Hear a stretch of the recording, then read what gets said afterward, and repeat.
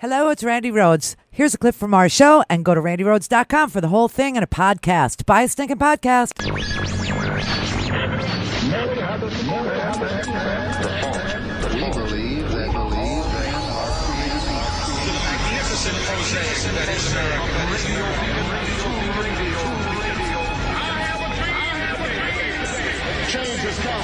Believe me. Knock, knock, knock. Who's there? Who's there? It's imagination. Turn up your mind. She said in her interview, for example, that she didn't have a memory of her exit interview from the CIA because she lost her memory after the concussion.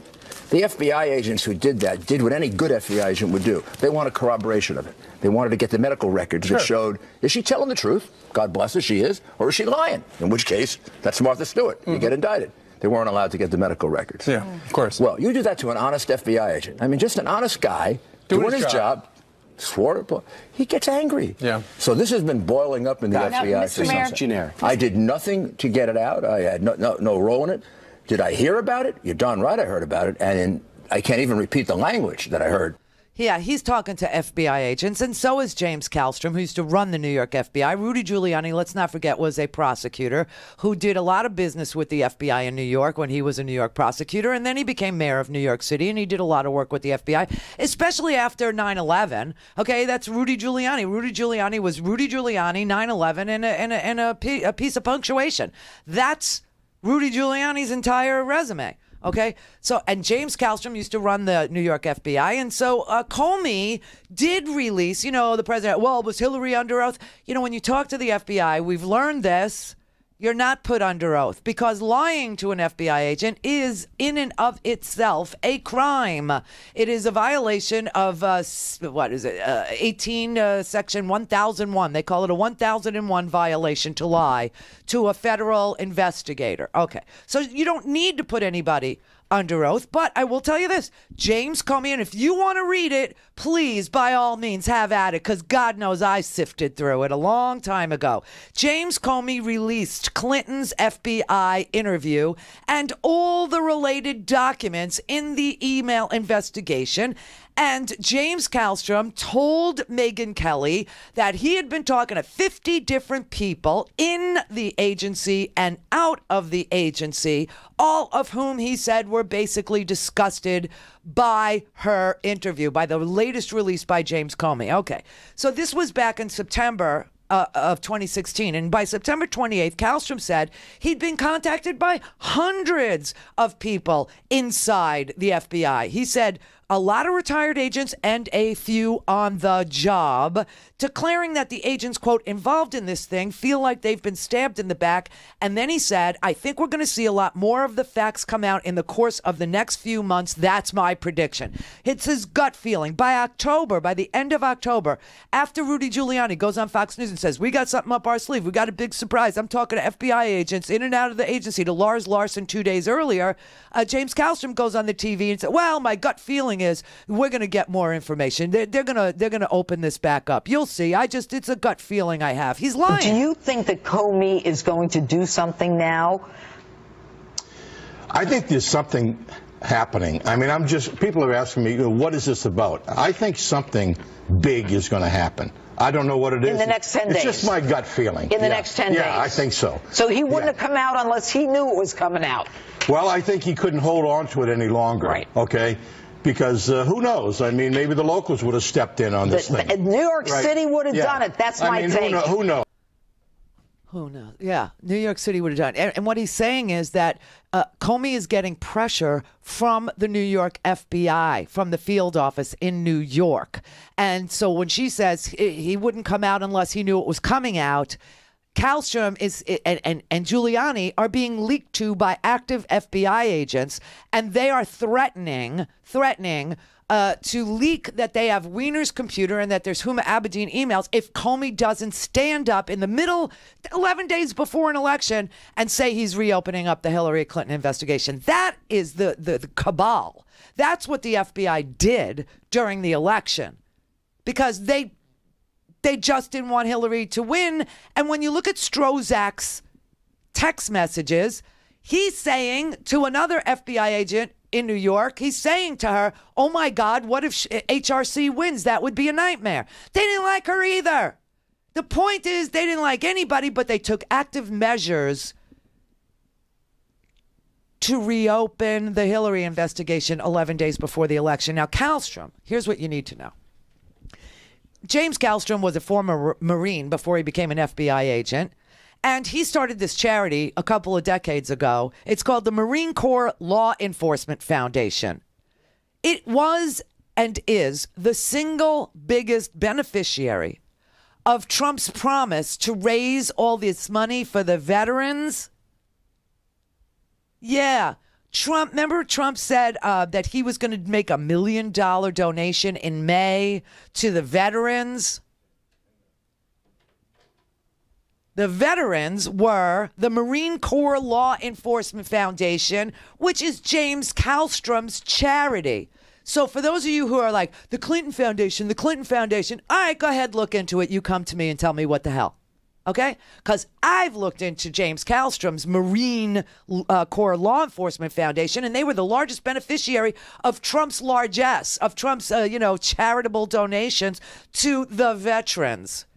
Trump had given $100,000 in March. It was the biggest individual grant that his tiny, teeny Marine Corps Law Enforcement Foundation had ever received. The largest grant they ever got was from Trump, $100,000. And when Trump pledged to give $1 million, he was pledging it to James Kallstrom's teeny tiny charity, who prior to that had only gotten $100,000 as its biggest contribution ever.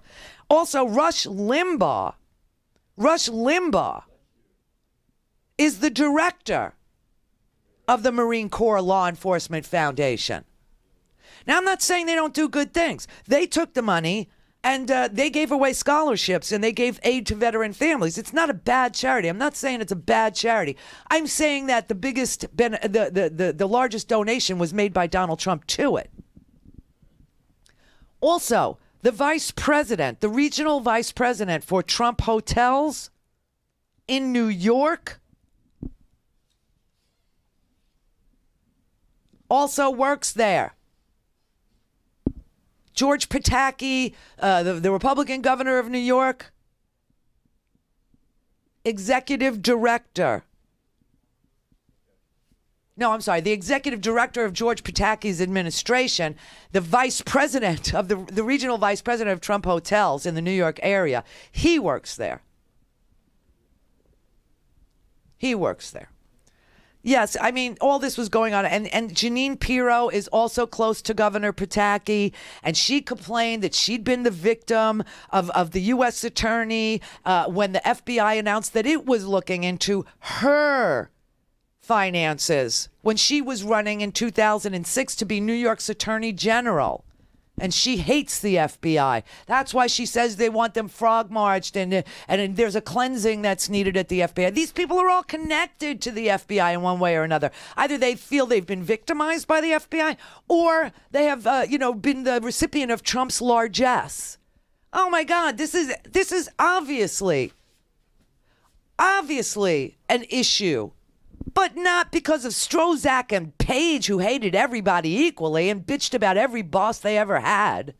From Eric Holder to Hillary Clinton when she was, oh, my God, it would be horrible if she ran. Bernie Sanders, he's an idiot. His supporters are idiots.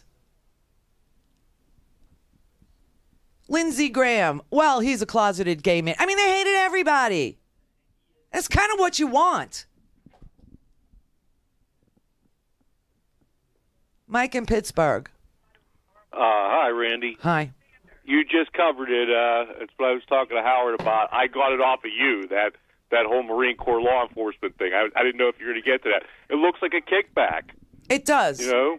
You said that the money was actually, you tracked that the money was actually going somewhere legit once it hit the Marine Corps Law Enforcement it did. Foundation. Okay, that's cool. But it was whenever he skipped the debate and then lied and said he raised $6 million for the military, for military charities, that David Fahrenthold from the Post came up and said, hey, he never gave the money away. Searches out that he finally gave that money up to Marine Corps law enforcement charity. Which is James Kallstrom's charity. He founded it. And the vice president of Trump Hotels New York, the regional vice president, is on the board. Rush Limbaugh is a director there. I mean, come on, this is crazy. And they all, all of them had it out for, obviously, Hillary Clinton, and they were pro-Trump. They wanted Trump, and they used active agents inside the New York bureau in order to get Comey to reopen the Hillary investigation 11 days before the election. That's just a fact. It happened. That's a little secret society. That's a secret. The FBI secret society. And that's right what I'm saying. They project on Democrats what they do. Yep. I mean, how else could you think about something like this? How else could you arrive at a conclusion that there's a cabal of people trying to undo the presidency when truly they were doing exactly that to Hillary Clinton to make sure she didn't receive the oath of office? So, I mean, I'm not this big Hillary girl, but this is the fact. This is what happened. And when Comey, who I am a fan of, reopened the Hillary investigation, it was very curious to me. And I remember seeing Rudy Giuliani back then. These clips that I have, I've had since last year. We didn't go pull them today. These clips have been in my archives for over a year, a year and a half now, 2 years. No, a year and a half. Because Rudy was bragging that he was talking to active agents. Kallstrom was bragging that he knew something was coming. He was talking to Wayne Barrett. That's the article that you have in my homework section today. It's called Meet Donald Trump's Top FBI Fanboy. And okay. Is that the Daily Beast? I don't have homework. I'm sorry. My computer's so backward, I can't get the homework, so I'm always one step behind. But so that's that Daily Beast article. Yes, it's Wayne Barrett's article, and it was written, in November of 2016. It was written like five days before the election. He was trying to tell everybody. Does that bring up Mercer and Schweitzer? That Schweitzer with the Clinton cash? Yes. Okay. All right. Well, thank you. Thanks for covering it. You're welcome. Thank you Keep for on reading. I appreciate readers. They are welcome here. Hey, I did read the article. I was trying to call it up, and I'm getting nothing on my computer. Oh, okay. So let me give you the exact Google search term then. Meet Donald Trump's top FBI fanboy, and put in Wayne Barrett in the same search, in the same bar, and it should be the first result. I have the dailybeast.com, Meet Donald Trump's top FBI fanboy, and when I go to the JavaScript there, it's still got a blank page. It's the Daily Beast with a blank page. Oh, so I know, I read the article. All right, so then you could do randyrhodes.com/homework. That should take you to the page. All right, thanks, Randy. Okay, good luck. Your computer is a disaster. You're not working on a phone, are you? I have issues with that, No, but I mean, this is, and then Wayne Barrett goes through the history of the FBI, and he talks about how in 1993, 6 months into his first term, Bill Clinton, nominated Louis Freeh, who had worked under James Kallstrom, and made him the FBI director. And Freeh served as FBI director for the whole 8 years, and kept trying to put Clinton in jail. That's what Louis Freeh did to Bill Clinton, and Bill Clinton never threatened to fire him. Louis Freeh kept hunting Bill Clinton the whole 8 years. He was the FBI director. He dispatched agents to a side room in the White House to get the president's DNA to compare it to Monica Lewinsky's blue dress.